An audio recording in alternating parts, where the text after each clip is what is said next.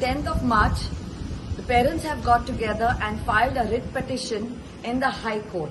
And this is in regards to April school should not begin and they should begin in June.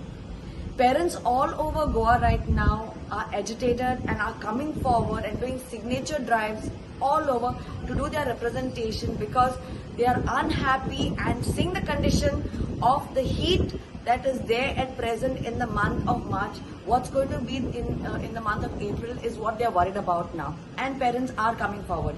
We are not against NEP, but how the implementation is done is not right.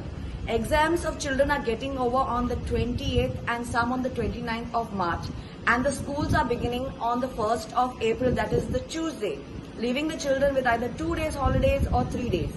Is that enough for the children to get a break soon after their exams? This has never happened in Goa.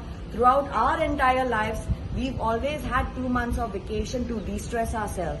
And seeing the climatic condition and the infrastructure, moving around in Goa, we have seen that a lot of people are suffering in schools right now. And the reason why is because of electricity fluctuations that are happening, as well as there's water scarcity. Today, we moved around in the north side of schools, meeting up all the principals, asking their opinions on the same. And we have got very positive feedbacks as to that they are unhappy and they also are doing representations. To one school where we went, that we realized that there was no electricity from 10 o'clock to 12 o'clock noon in the afternoon. Those who have gen sets were managing. What about the rest who don't have?